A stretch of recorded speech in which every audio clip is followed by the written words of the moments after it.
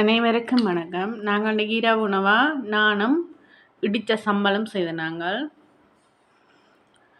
எப்படி செய்கிறேன்னு பார்ப்போம் வாங்க. அதுக்கு நான் முதல்ல ஒரு பாத்திரம் ஒன்று எடுத்து அதுக்குள்ளே 4 கப் மா எடுத்துருக்கிறேன், அரிச்சு எடுத்துருக்கிறேன். பச்சைம்மா, பச்சை கோதுமைம்மா.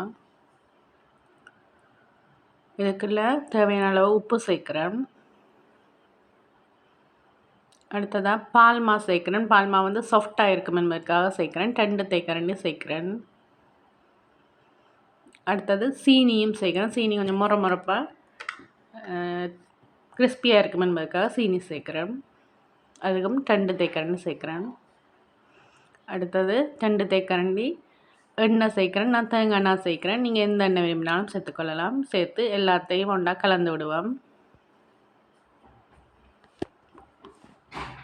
இப்போ இதை சுற்றி மெல்லிய கை பறக்கிற அளவு சுடு தண்ணி சேர்த்து மாவை குழைக்க போகிறேன். கொஞ்சம் கொஞ்சமாக தான் நான் தண்ணி சேர்க்குறேன், இல்லாட்டி பதம் பிழைச்சிடும் என்பதற்காக.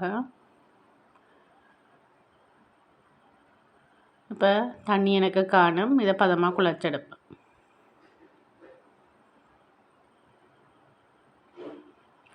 குழைச்செடுத்து நான் 2 மணித்தேலம் அப்படியே ரெஸ்ட்டில் விடுறேன். இப்போ நாங்கள் 2 மணித்தேலம் ஆகிட்டுது. இப்போ நான் சுட போகிறேன், செய்ய போகிறேன். மா வந்து பாருங்கள் அப்படி சாஃப்டாக இருக்குன்னு பாருங்கள். நான் ஈஸ்ட் எதுவுமே சேர்க்கலை, ஈஸ்ட் பேக்கிங் பவுடர் எதுவுமே சேர்க்கலை. இப்போ மாவில் தேவையான அளவு உருட்டி எடுக்க போகிறேன். மாவை மெல்லிசாக உருட்டி எடுக்க போகிறேன்.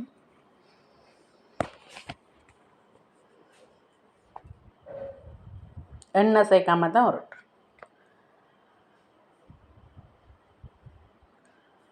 இப்போ இதை சதுர ஷேப் அதாவது செவ்வக ஷேப்பில் வரணுமென்றாக மடித்து எடுக்க போகிறேன். 4 சைடு மடித்து ஷேப்பாக எடுக்க போகிறேன். எடுத்துட்டு மீண்டும் உருட்டுறேன்.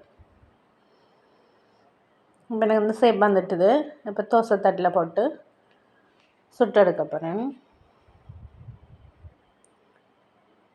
தோசை தட்டில் ஒட்டாமல் இருக்கணுமெண்டாங்க இப்போ எண்ணெய் சேர்த்துனேன்.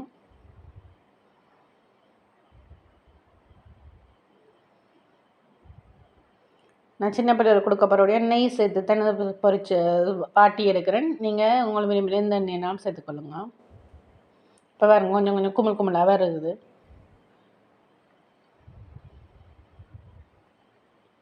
ரெண்டு பக்கமும் வாட்டி எடுப்பேன்.